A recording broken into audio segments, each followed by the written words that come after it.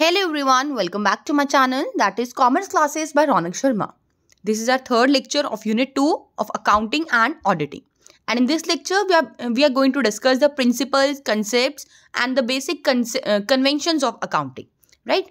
देखो पिछले कुछ लेक्चर्स में हमने डिस्कस किया है कि आपका अकाउंटिंग है क्या, ठीक है, बेसिक फीचर्स क्या हैं. हमने ये देख लिया कि बिजनेस में होने वाली ट्रांजैक्शन अगर वो मॉनेटरी नेचर की है तो आपको उन्हें रिकॉर्ड करना है सो दैट आपको at the end of the year पता चल सके कि हमारी फाइनेंशियल पोजीशन क्या है, ठीक है, या फिर हमारी प्रॉफिटेबिलिटी क्या है. ठीक है जी. अब देखो कुछ तो बेस होगा, कुछ तो रूल्स होंगे ना जिनके बेसिस पर आप रिकॉर्डिंग करेंगे, क्योंकि अगर कोई रिकॉर्डिंग करने का बेस नहीं होगा, कोई कंसेप्ट नहीं होंगे, कोई प्रिंसिपल्स नहीं होंगे, तो आप अपने अकॉर्डिंग करेंगे, कोई और फर्म अपने अकॉर्डिंग करेगी, तो एंड में आप कंपैरिजन नहीं कर सकते हो.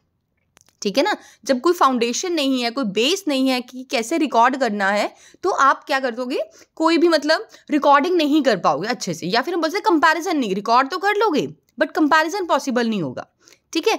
तो ये प्रॉब्लम आई. हम क्या करा, कुछ अकाउंटेंट्स ने मतलब कुछ आपके अकाउंटेंट्स थे या कुछ एक पर्सन था, इसने क्या करा, एक वो बनाया, कोई रूल बनाया. ठीक है. कोई रूल बनाया. जब वो रूल यूनिवर्सली एप्लीकेबल हो रहे हैं तो वही रूल्स आपके आगे जाके क्या बन जाते हैं, प्रिंसिपल्स, कंसेप्ट्स बन जाते हैं. ठीक है. तो आज हम वही डिस्कस करने वाले हैं. चलिए स्टार्ट करते हैं विद द फ्लो चार्ट. सबसे पहले तो क्या कहते हैं कि अगर हम ये चाहते हैं कि हमारी अकाउंटिंग इन्फॉर्मेशन मीनिंगफुल हो to the internal and external users, तो ये बहुत ही ज़्यादा इंपॉर्टेंट है कि जो हमारी इन्फॉर्मेशन है that must be reliable and comparable. ठीक है. क्योंकि अगर वो इन्फॉर्मेशन रिलायबल नहीं है या उसे आप कंपैरिजन नहीं कर सकते हो तो वो ज़्यादा मीनिंग नहीं क्रिएट करेगी आपकी इन्फॉर्मेशन. ठीक है. तो क्या कहते हैं, in order to make the accounting information meaningful to its internal and external users, it is significant that such information is reliable and comparable. अगर आप ये चाहते हो कि आपकी इंफॉर्मेशन क्या रहे, रिलायबल और कंपेरेबल रहे, या जो आपकी अकाउंटिंग इन्फॉर्मेशन है वो मीनिंगफुल रहे आपके इंटरनल और एक्सटर्नल यूजर्स के लिए, तो आपकी जो इन्फॉर्मेशन है वो रिलायबल होनी चाहिए, उसके ऊपर आप विश्वास कर सके, एंड कंपेरेबल भी होनी चाहिए. और ये पॉसिबल तब होगा जब आपकी अकाउंटिंग इन्फॉर्मेशन प्रोवाइड जो करी गई है फाइनेंशियल स्टेटमेंट में वो बेस्ड होगी सम सेट ऑफ रूल्स, जिसे आप पॉलिसीज भी बोलते हैं, assumptions, concepts, postulates, principles, doctrine, convention, इन सभी नाम से आप जानते हैं. ठीक है. और यूजुअली आप इन्हें गैप के नेम से भी जानते हो, जिसका मतलब क्या है, जनरली एक्सेप्टेड अकाउंटिंग प्रिंसिपल्स. अब ये गैप क्यों हम यूज करते हैं, because they bring uniformity and consistency to the process of accounting, और ये एनहांस करते हैं टू द एनहांस क्या करेंगे, यूटिलिटी करते हैं to the different uses of accounting information. ठीक है. देखो अगर आप ये चाहते हैं कि आपकी अकाउंटिंग इन्फॉर्मेशन मीनिंगफुल हो अपने इंटरनल और एक्सटर्नल यूजर्स के लिए, तो आपके लिए बहुत ही ज़्यादा इंपॉर्टेंट है कि आपकी वो पर्टिकुलर इन्फॉर्मेशन रिलायबल रहे और कंपैरेबल रहे. और वो तब पॉसिबल होगा जब आप अपनी फाइनेंशियल स्टेटमेंट्स कुछ सेट ऑफ रूल्स के बेसिस पर बनाएंगे. अब उन रूल्स को 7 नाम से अलग अलग जाना जाता है. पॉलिसीज भी बोलते हैं, assumptions, concepts, principles, postulates, doctrine, conventions. ठीक है. आप इन्हें यूजुअली गैप के नाम से भी जानते हो, जिसका मतलब है जनरली एक्सेप्टेड अकाउंटिंग प्रिंसिपल्स. अब ये क्यों फॉलो करने चाहिए, because they bring uniformity and consistency to the process of accounting, और एनहांस भी करते हैं ये utility of the to the different uses of accounting information. ठीक है जी. चलिए आगे आता है. देखो हमारे पास ना 2 तरह के अकाउंटिंग, देखो हमने क्या करा, इन सभी को ना हम प्रिंसिपल्स के जो भी रूल्स है ना, जितने अलग अलग नामों से जानते हैं, इन सबको हमने एक नाम दे दिया, दैट इज अ प्रिंसिपल. अब 2 तरह के प्रिंसिपल्स हैं आपके. एक तो है आपका अकाउंटिंग कंसेप्ट्स या असम्पशंस, और एक है आपका अकाउंटिंग कन्वेंशंस. हमने 2 पढ़ने हैं, अकाउंटिंग कंसेप्ट्स और या फिर आप अकाउंटिंग असम्पशंस भी कह सकते हो उसे, और second one is accounting convention. देखो प्रिंसिपल के ना आगे एक छोटी सी डेफिनेशन सी दी हुई है कि प्रिंसिपल कब बनता है, जब रूल जो एक्सेप्टेड हो जाए यूनिवर्सली, तो वही रूल आपका एक प्रिंसिपल बन जाता है. क्लियर है. Rule which is accepted universally becomes principle. अब हमें कैसे पता चलेगा कि कोई कंसेप्ट है या कन्वेंशन है. देखो अगर तो आपका कोई रूल बेस्ड आपने बनाया है, ठीक है, that must B rule based, मतलब वो कंसेप्ट है. और अगर कोई कस्टम बेस्ड है, कोई ट्रेडिशन बेस्ड है, ठीक है, जनरल एग्रीमेंट के बेसिस पर बनाया गया है, that is the accounting convention. Accounting concepts rule based हैं तो इन्हें फॉलो करना भी आपके लिए मैंडेटरी होगा, लेकिन जो आपके अकाउंटिंग कन्वेंशंस हैं that must be based on the custom, तो इनको फॉलो करना मैंडेटरी नहीं होता। हाँ, अगर आप कर लोगे तो बेनिफिशियल हो जाएगा। ठीक है, चलिए अकाउंटिंग कंसेप्ट्स में देखो क्या लिखा गया है, कहते हैं they are presumed to have been followed in preparing the financial statements. Okay है, इसमें प्रिज्यूम किया जाता है कि इनको तो फॉलो करना ही करना है while preparing the financial statements. But अगर हम बात करें अकाउंटिंग कन्वेंशंस की तो ये बोला गया है कि जस्ट गाइडलाइंस होती हैं which are based upon the customs, usages and the general agreement. Clear? Accounting concepts में बोला गया है कि ये क्या होता है, they are the uniform set of rules. अब रूल्स है, यूनिफॉर्मिटी इनमें होती है, देखने को मिलेगी, usually followed in recording the transactions. But if we talk about the accounting conventions there is no uniformity in the adoption of accounting conventions. ठीक है, एक आपको ओवरव्यू मिल गया होगा कि जब भी आपको रिकॉर्डिंग करनी है ना तो आपको क्या करना है कि कुछ सेट ऑफ रूल्स होते हैं जिसे हम बेसिकली प्रिंसिपल्स के नाम से जानते हैं, तो आपको वो प्रिंसिपल्स को फॉलो करके चलना है सो दैट आगे जाके आपकी जो अकाउंटिंग इन्फॉर्मेशन है that must be reliable and that must be comparable. ठीक है, चलिए स्टार्ट करते हैं हम with the topic accounting concepts और द assumptions। देखो क्या कहते हैं, in order to make the accounting language convey the same meaning to all the people and to make it more meaningful, most of the accountants have agreed on a number of concepts which are usually followed for preparing a financial statement. क्या बोला गया है कि अगर आप ये चाहते हो कि जो आपकी अकाउंटिंग लैंग्वेज है वो सभी पर्सन्स को सेम मीनिंग कन्वे करे, ठीक है, और या आप उसे बहुत ज़्यादा मीनिंगफुल बनाना चाहते हो, तो मोस्ट ऑफ द अकाउंटेंट्स ने ना नंबर ऑफ कंसेप्ट्स के ऊपर एग्री किया है जो कि फॉलो करने चाहिए when you are preparing the financial statement, जब आप अपने फाइनेंशियल स्टेटमेंट्स को प्रिपेयर कर रहे हैं। ठीक है, these concepts provide a foundation for accounting process. अब ये क्या, जब आपका अकाउंटिंग प्रोसेस स्टार्ट होता है ना तो ये आपको एक बेस प्रोवाइड करते हैं, they are providing like a foundation. ठीक है, no enterprise can prepare its financial statements without considering these basic concepts or assumptions। In concepts को बिना फॉलो करे यहाँ पर कोई एंटरप्राइज है ही नहीं जो अपने फाइनेंशियल स्टेटमेंट्स बना ले। इट मीन्स जो भी आपके बिजनेस हैं उन सभी को अपने फाइनेंशियल स्टेटमेंट्स को प्रिपेयर करने के लिए इन बेसिक कंसेप्ट्स को और इन बेसिक assumptions को फॉलो तो करना ही पड़ता है। These concepts guide how transactions should be recorded and reported। अब ये कंसेप्ट्स है तो आपको कुछ ना कुछ तो गाइड करेगा ना। क्या गाइड करता है कि आपने इनको कैसे रिकॉर्ड करना है और कैसे रिपोर्ट करना है। ठीक है, चलिए अब हमारे पास कुछ कंसेप्ट्स आ जाएंगे, हम इन्हें वन बाय वन डिस्कस करते हैं। First one is business entity concept. देखो इसको पढ़ने से पहले मैं एक बार आपको ओवरव्यू दे देती हूँ कि बिजनेस एंटिटी कंसेप्ट है क्या। इस कंसेप्ट के अकॉर्डिंग ये बोला गया है कि बिजनेस और जो बिजनेस के ऑनर्स हैं, ठीक है, they both are the separate unit और they have the separate identities. मतलब आप कभी भी बिजनेस को बिजनेसमैन के साथ मतलब हम कंपनसेट करके यूज नहीं करेंगे कि हाँ भाई हमारा बिजनेस है या हमारा जो नाम है वो सेम ही है। नो, आपका बिजनेस अलग है, आप मतलब आपकी पहचान अलग है और आपके बिजनेस की पहचान अलग है। और जो भी हम रिकॉर्डिंग करते हैं बुक्स ऑफ अकाउंट्स की जो एंट्रीज होती हैं that must be as per the view of the business. आपके व्यू पॉइंट से नहीं होंगी, वो बिजनेस के व्यू पॉइंट से होती हैं। ठीक है, और इसमें जो ऑनर होता है ना उसको आप क्रेडिटर मान के चलते हो। क्यों? क्योंकि ऑनर ने बिजनेस को पैसा दे रखा है और जिसने पैसे दिए होते हैं दैट वो पर्सन क्या होता है, हमारा क्रेडिटर होता है। तो यहाँ पर जो ऑनर होगा बिजनेस का, who gave the money to the business, he must be consider as the creditor. ठीक है, और जो कैपिटल लगी है वो क्या है, लायबिलिटी है। क्यों? क्योंकि बिजनेस ने आउटसाइड पार्टी से पैसे ना लेकर क्या करा गया है, उन्होंने अपने ही प्रोप्राइटर से, अपने ही ऑनर से पैसे बोरो कर लिए गए हैं, तो उसको आप लायबिलिटी ट्रीट करेंगे। ठीक है, यही रीजन है। आपने कभी देखा होगा कि जब बैलेंस शीट बनती है ना तो देखो कैपिटल इन्वेस्ट करी। अब अगर आप अपने अकॉर्डिंग सोचे, बिजनेस भी सेम है, बिजनेस करने वाला पर्सन भी सेम है, उसी का तो बिजनेस है, तो कैपिटल लगा रहे तो उसको लायबिलिटी में क्यों रखते हो आप? क्वेश्चन है ना। तो लायबिलिटी में इसलिए रखा जाता है क्योंकि बिजनेस एंटिटी कंसेप्ट के अकॉर्डिंग प्रोप्राइटर अलग पर्सन है और उसका बिजनेस अलग आइडेंटिटी का होता है। तो यहाँ पर जो कैपिटल लगती है that must be treated as a liability.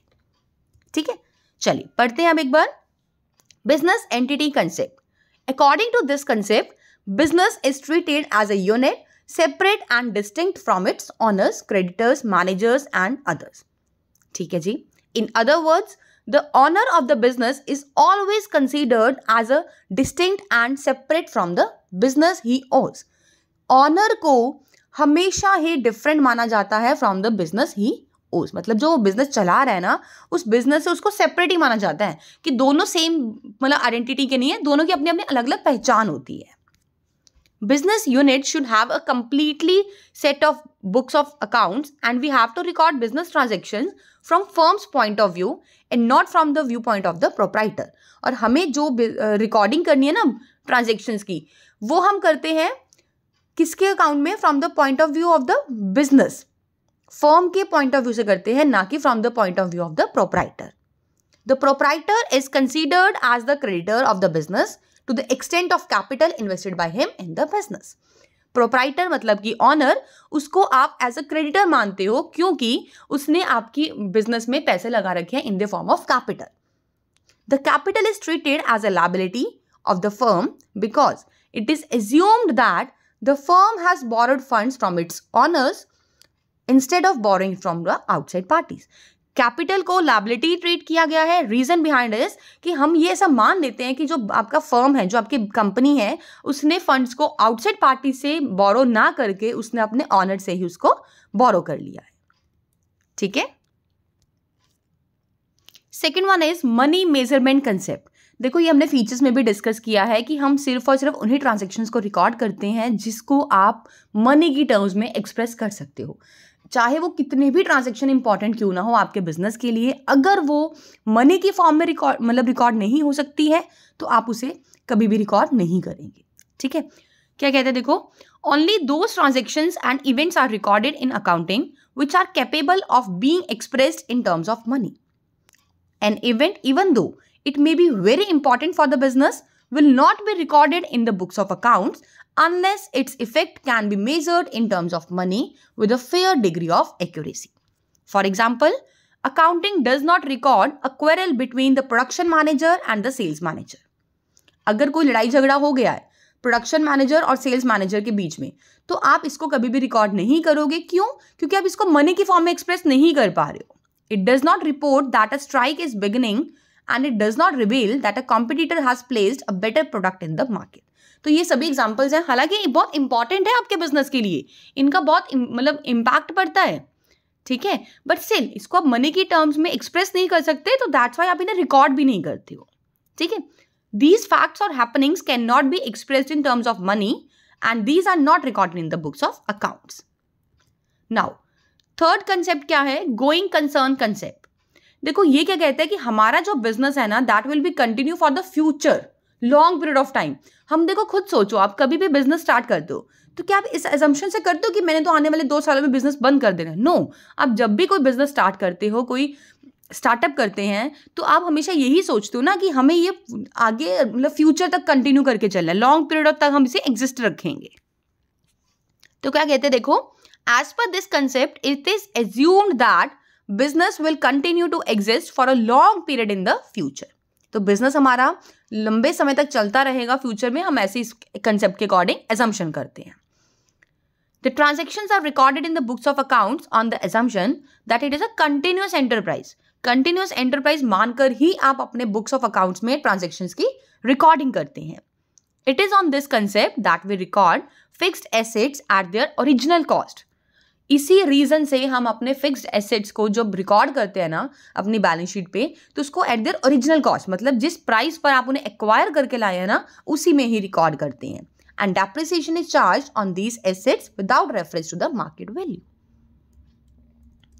चलिए नेक्स्ट आता है देखो अकाउंटिंग पीरियड कंसेप्ट। अब आप एक चीज बताओ मुझे, आप बिजनेस रन कर रहे हो, ठीक है जी, अगर आप बिजनेस को जब बिल्कुल शट डाउन करेंगे, उस टाइम पर ये चेक करेंगे कि आपको कितना प्रॉफिट हुआ है, कितना लॉस हुआ है, या आपने कितनी सेल्स करी हैं, तो आपको लगता है कि बहुत ज़्यादा मतलब लेट हो जाएगा कोई करेक्टिव एक्शंस लेने के लिए। क्योंकि अगर आपको 25 ईयर्स के बाद पता चल रहा है कि हमें तो कंटिन्यूटी में पिछले 10 सालों से लॉस हो रहा है, ठीक है, तो कहीं ना कहीं अब तो आपको फायदा नहीं है ना, कोई आप करेक्टिव एक्शन ही ले सकते हो। तो इसीलिए क्या करा गया है, हम अपने entire life of the business को डिवाइड करते हैं in the time intervals of 12 months, so that after 12 months आप ये चेक कर सको कि हमारे बिजनेस की पोजीशन क्या है, हम कहाँ स्टैंड करते हैं, हमारी प्रॉफिटेबिलिटी क्या है, हमारी फाइनेंशियल पोजीशन क्या है, हमें कितनी सेल्स करनी है या कितनी करी है, परचेजेस कितनी है, खर्चे कितने हुए हैं। ठीक है, तो उसी को बोला जाता है अकाउंटिंग पीरियड कंसेप्ट। तो अकाउंटिंग पीरियड कंसेप्ट के अकॉर्डिंग हम क्या करते हैं, अपनी indefinite life of the business को डिवाइड करते हैं into the time period of 12 months. ठीक है, as the business is intended to continue indefinitely for a long period, the true results of the business operations can be ascertained only when the business is completely wound up। हम सब जानते हैं, हम ये मानते हैं ना कि हमारा जो बिजनेस है वो कंटिन्यू रहेगा for the indefinite period of time. तो जो आपके एक्चुअल रिजल्ट्स है ना, जो ट्रू रिजल्ट्स होते हैं बिजनेस ऑपरेशंस के, वो आपको सिर्फ और सिर्फ तभी पता चल सकते हैं जब आप अपने बिजनेस को पूरी तरह से बंद कर देते हैं। ठीक है, but ascertainment of profit after a very long period will be of little use to the proprietors, managers, investors and others because it will be too late to take the corrective steps at that time। अगर आप इतने लंबे समय के बाद अपने profits को ascertain करते हैं तो बहुत ही माइनर सा यूज ही रहेगा उसका, तो मतलब यूज तो रहता ही नहीं है, क्योंकि लॉस हो गया तो नुकसान हो गया। ठीक है, तो ऐसा क्यों है, क्योंकि अब बहुत देर हो चुकी है कि आप अपने करेक्टिव स्टेप्स नहीं ले पाते हो। Thus, the entire life of the firm is divided into time intervals for the measurement of the profits of the business. 12-month period, that is 1st April to 31st March of the next year, is usually adopted for this purpose. तो हम क्या करते हैं, 12 महीने का एक time period बना लिया हमने, जो कि स्टार्ट होता है फ्रॉम द 1st अप्रैल और खत्म होता है नेक्स्ट ईयर की 31st मार्च को। ठीक है, जैन से लेके दिसंबर तक का नहीं रहेगा, 1st April to 31st March of the next year आपका अकाउंटिंग पीरियड के नाम से जाना जाता है। क्लियर है? चलिए, 5th कंसेप्ट क्या कहता है, देखो, कॉस्ट कंसेप्ट और हिस्टोरिकल कॉस्ट कंसेप्ट। अब देखो, आपको नेम से कुछ समझ आ रहा होगा, historical it means something related to past. तो ये कंसेप्ट ये कहता है कि जब भी आप अपने एसेट्स को रिकॉर्ड करेंगे ना बुक्स में, तो आप उस प्राइस पर रिकॉर्ड करते हो जिस प्राइस पर आप उसे एक्वायर करके लाए थे। मतलब at that price you have to record at which you purchase that particular asset. ठीक है, जिस प्राइस पर आपने अपने एसेट को बाय किया था, परचेज किया था, आप उसी प्राइस पे ही रिकॉर्ड कर लोगे। हालांकि एसेट्स में तो इंक्रीज डिक्रीज हो सकती है ना। सपोज आपने लैंड परचेज करी है, ठीक है, आप 10 लाख का कोई पीस ऑफ लैंड परचेज करके लाए हो, तो आने वाले समय में उसकी वैल्यू बढ़ेगी ना, ऑब्वियसली। क्या 10 लाख ही रहेगा? नो। तो लेकिन हमारा कंसेप्ट ही बोलता है कि आपको 10 लाख में ही रिकॉर्ड करनी है, चाहे उसमें इंक्रीज आया है चाहे उसमें डिक्रीज आया है। ठीक है, तो क्या कहते हैं, देखो, according to this concept an asset is ordinarily recorded in the books of accounts at the price at which it was acquired. जिस प्राइस पर आप उसे एक्वायर करके लाए हैं, आपको उसी प्राइस पर ही रिकॉर्डिंग करनी है। This cost becomes the basis for all subsequent accounting for the assets. Since the acquisition cost relates to the past, it is referred to as a historical cost. क्योंकि ये past से related है, इसीलिए हम इसको क्या कहते हैं, historical cost के नाम से जानते हैं। For example, if a business entity purchases a building for ₹5 lakh, it would be recorded in the books at this figure only. ठीक है, हम इसी प्राइस पर उसे रिकॉर्ड कर लेंगे। Subsequent आने वाले समय में कोई भी इसमें इंक्रीज और डिक्रीज आता है अगर मार्केट वैल्यू में बिल्डिंग की, तो आप उसे कभी भी रिकॉर्ड नहीं करेंगे। If 2 years later the market value of building shoots up to ₹10 lakh, 5 lakh से सीधा 10 लाख अगर हो गई है 2 सालों के बाद, the increased value will not be recorded in the books of accounts. तो जो ये 5 लाख से बड़ा है, आप इसे कभी भी रिकॉर्ड नहीं करेंगे। क्लियर है? हालांकि ये लिमिटेशन है, ऐसा नहीं होना चाहिए, मार्केट वैल्यू पे ही रिकॉर्डिंग करनी चाहिए, बट स्टिल कंसेप्ट है, फॉलो करना पड़ रहा है। ठीक है, तो नेक्स्ट आपका कंसेप्ट क्या आता है, डुअल एस्पेक्ट कंसेप्ट। ये कहता है कि आपके बिजनेस में होने वाली जो ट्रांजेक्शन्स हैं उनके 2 इम्पैक्ट देखने को मिलेंगे। 2 जगह वो क्या करेगा, अफेक्ट डालेगा। फर्स्ट वन इज, मतलब अगर एक अकाउंट को डेबिट हो रहा है तो second account must be credited. अगर आपके अकाउंट में कोई चीज़ डेबिट हो रही है तो सामने वाली पार्टी के अकाउंट में वो चीज़ क्रेडिट होनी चाहिए। ठीक है, देखो एग्जाम्पल लो, अगर आप पेमेंट कर रहे हो किसी को, तो आपके अकाउंट से डेबिट हो गए ना पैसे, लेकिन जिसको पेमेंट की जा रही है उसके अकाउंट में क्रेडिट हो गए, तो ट्रांजैक्शन तो एक ही हुई है ना, उसके इंपैक्ट 2 देखने को मिल रहे हैं। According to this concept, every transaction is recorded as having a dual aspect. In other words, every transaction affects at least 2 accounts. हर ट्रांजैक्शन कम से कम 2 जगह तो इफेक्ट अपना डालेगी। If one account is debited, any other account must be credited. अब the system of recording transactions based on this concept is called double entry system. Double entry का मतलब ही क्या हुआ कि आपने अपनी ट्रांजेक्शन को 2 जगह रिकॉर्ड करना है, ठीक है। It is because of this principle that 2 sides of the balance sheet are always equal and the following accounting equation will always hold good at any point of time. Assets equals to liabilities plus capital. आप लोगों ने +1 में पढ़ा होगा कि हम जब accounting equation करते हैं तो asset equals to liabilities plus capital क्यों करते हैं? क्योंकि अगर आपका कोई ट्रांजेक्शन एलएचएस साइड को एसेट साइड इफेक्ट डाल रही है तो ऑब्वियस है वो आपका राइट हैंड साइड भी आपका वो डालेगी, ठीक है। और capital equals to asset minus liabilities. Next one is consistency concept. देखो कंसिस्टेंट हमने एक कॉमन सा वर्ड हम बोलते हैं कंसिस्टेंसी होनी चाहिए व्हेन यू आर स्टडिंग। जब आप पढ़ते हो तो आपकी पढ़ाई में कंसिस्टेंसी रहनी चाहिए, मतलब जो चीज़ आप यूज़ कर रहे हो वो आपकी स्थिर रहनी चाहिए, सेम रहनी चाहिए।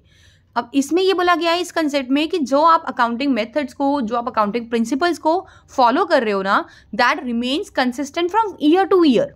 वो आपके साल दर साल सेम रहने चाहिए। आप ये नहीं कि एक साल में कोई रूल फॉलो कर रहे हो, सेकेंड ईयर में आप कोई रूल फॉलो कर रहे हो। एग्जाम्पल लेते हैं छोटा सा।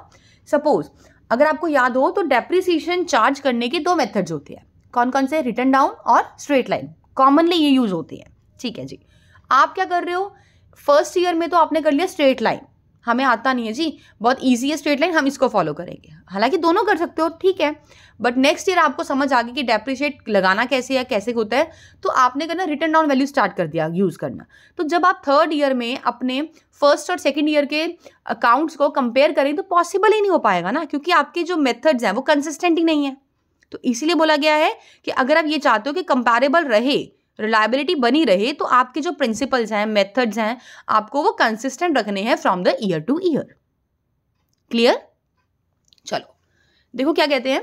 This concept states that accounting principles and methods should remain consistent from year two year. These should not be changed from one year to another in order to enable the management to compare the profit and loss account and the balance sheet of different periods and draw important conclusions about the working of the enterprise. अब ऐसा क्यों बोला गया है? ताकि आपकी management को help करे कि वो कंपेयर कर सके आपका P&L account and balance sheet of different periods, मतलब 2 सालों के या अलग अलग सालों के P&L अकाउंट और बैलेंस शीट को वो आपके कंपेयर कर सके और इंपॉर्टेंट कंक्लूजन्स ड्रॉ कर सके about the working of the enterprise. Clear? Now if a firm adopts different accounting principles in 2 different accounting periods, the profits of the current period will not be comparable with the profit of the preceding year. अगर आप अलग अलग सालों में अलग अलग methods को, अलग अलग प्रिंसिपल्स को फॉलो करते हैं ना, तो आप करंट ईयर के प्रॉफिट को पास्ट ईयर के प्रॉफिट के साथ कभी भी कंपेयर नहीं कर पाओगे. रीजन क्या है? क्योंकि पहले साल में आपने कुछ रूल्स को फॉलो किया, अब आप रूल्स चेंज कर रहे हो, तो जब बेस ही आपका सेम नहीं है तो आपका कंपैरिजन कैसे पॉसिबल होगा? ठीक है ना. तो इसीलिए बोला गया कि कंसिस्टेंसी आपकी कंसेप्ट्स में रहनी चाहिए. Next one is accrual concept. देखो एक होता है एक्रूअल बेसिस ऑफ रिकॉर्डिंग, एक होता है cash basis of recording. Cash basis of recording ये कहता है कि आपके बिजनेस में अगर कोई कैश ट्रांजैक्शन हुई है आप तभी रिकॉर्ड करेंगे. अगर कोई भी ऐसी ट्रांजैक्शन है जो क्रेडिट पे हुई है तो आप उसे रिकॉर्ड नहीं करोगे. ठीक है. बट एक्रूअल कंसेप्ट ये कहते हैं कि ऐसे तो आपको ट्रू रिजल्ट्स मिलेंगे ही नहीं कभी, क्योंकि अगर मैं बोलूँ सेल हुई है, सेल क्रेडिट है, तो सेल है ना, वेदर क्रेडिट है वेदर कैश है, कभी तो आपको पैसे मिलेंगे उस सेल के.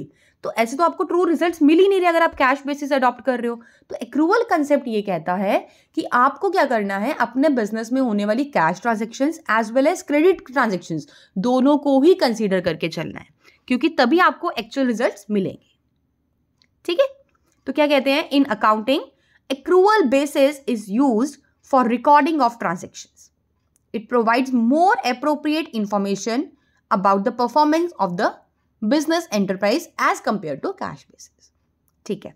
अब ये जो एक्रूअल कंसेप्ट है ना आपका, ये दोनों पर ही अप्लाई होता है. ऐसा नहीं है कि ये रेवेन्यूज पर अप्लाइड है या फिर ये सिर्फ एक्सपेंसेस पे. नो, अगर ये रेवेन्यूज की बात होगी वहां पर भी ये अप्लाइड होगा, और अगर कहीं एक्सपेंसेस की बात होगी तो वहां पर भी अप्लाइड होगा.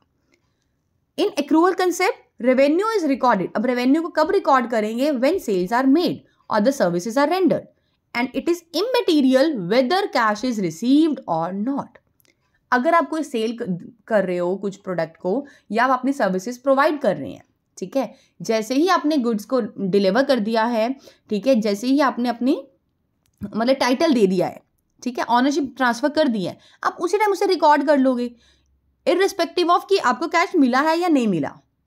Similarly, according to this concept, expenses are recorded in accounting period in which they assist in earning the revenues, whether cash is paid for them or not.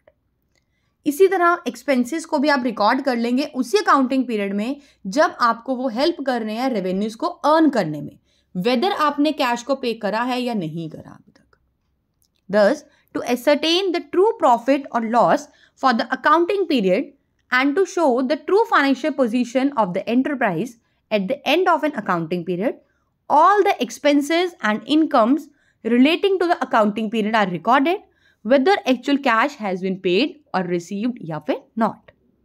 अगर आप ये चाहते हो कि आपको ट्रू प्रॉफिट और लॉस पता चल सके कि कितने हैं, ठीक है, या फिर आपको ट्रू फाइनेंशियल पोजीशन पता चल सके कि कितनी है आपकी फाइनेंशियल पोजीशन, कैसी चल रही है, तो सबसे पहले आप क्या करेंगे, सभी एक्सपेंसेस को और सभी इनकम्स को आप रिकॉर्ड कर लेंगे, चाहे आपको कैश पे हुआ है, नहीं हुआ, रिसीव करा है या नहीं किया.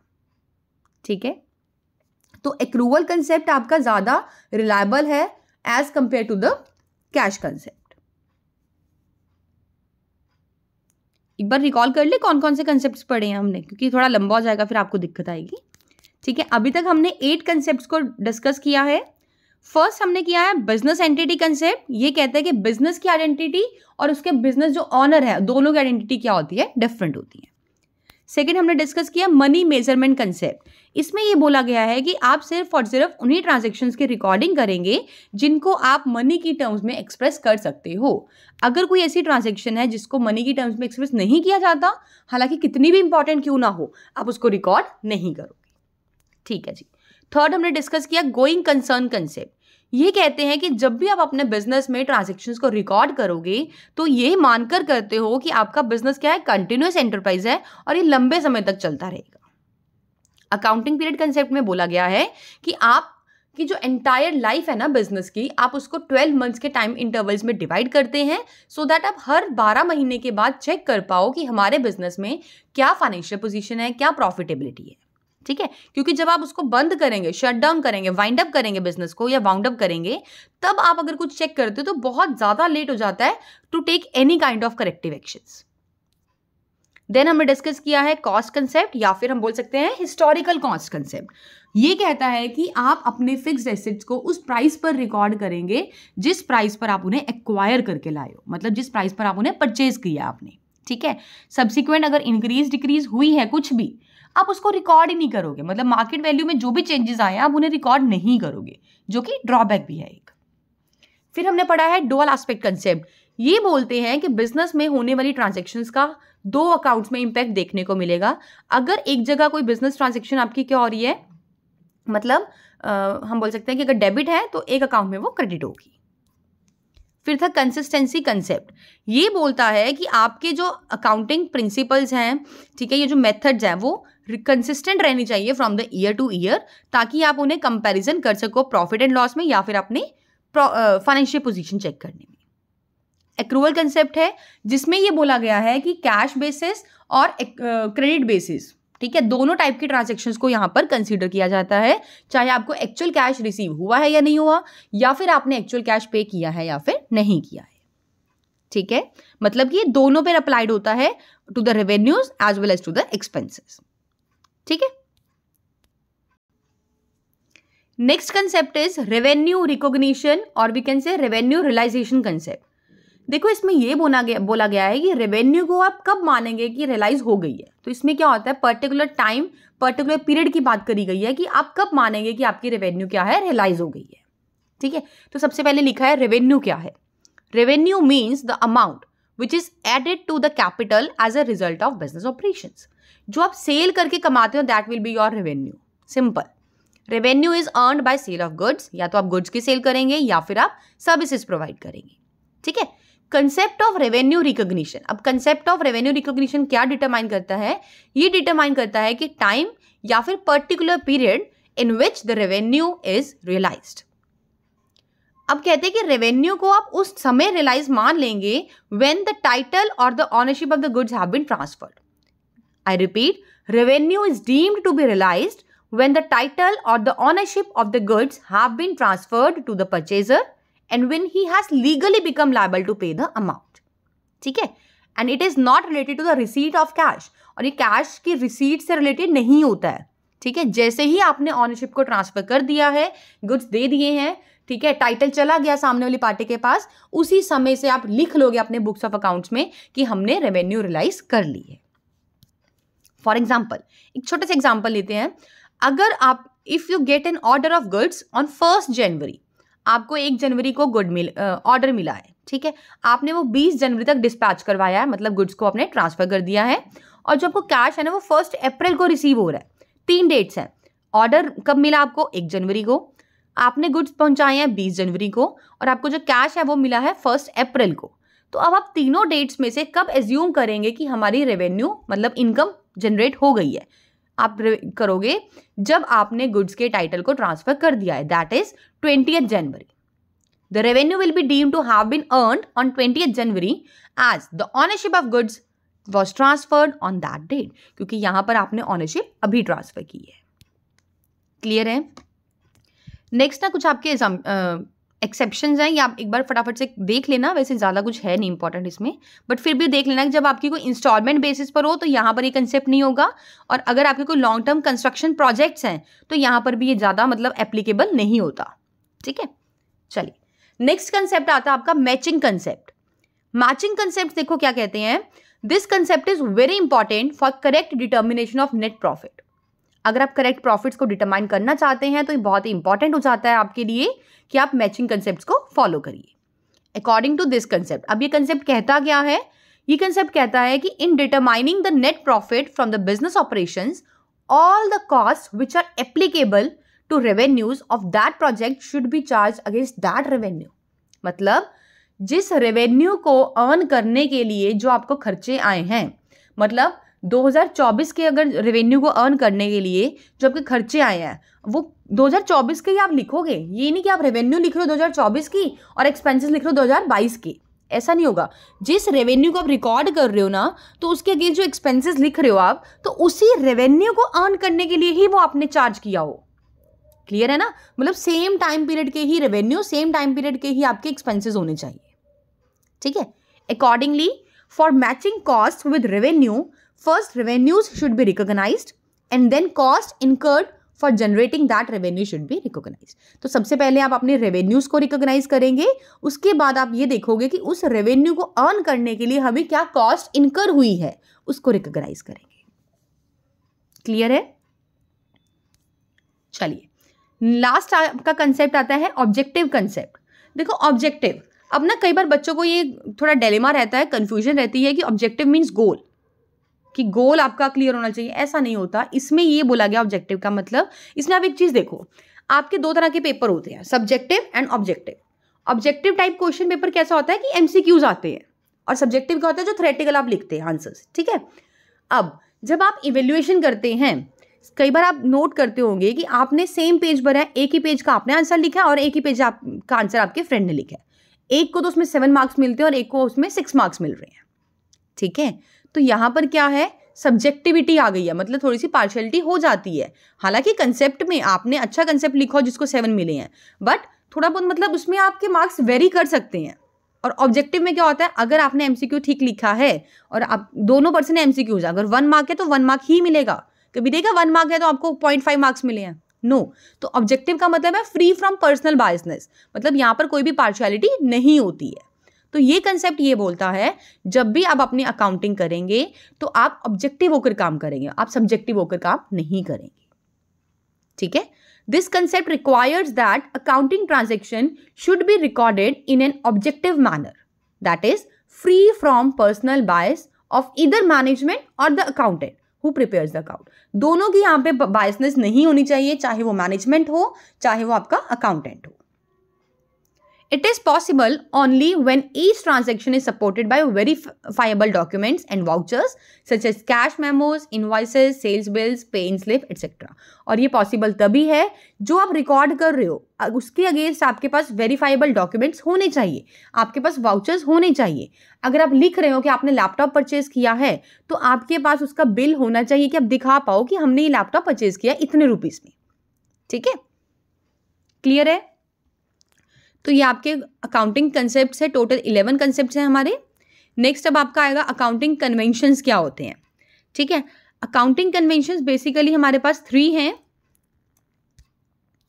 फर्स्ट आपका convention of full disclosure, second आपका कन्वेंशन ऑफ कंजर्वेटिज्म या फिर प्रूडेंस, और थर्ड है आपका कन्वेंशन ऑफ मटेरियलिटी.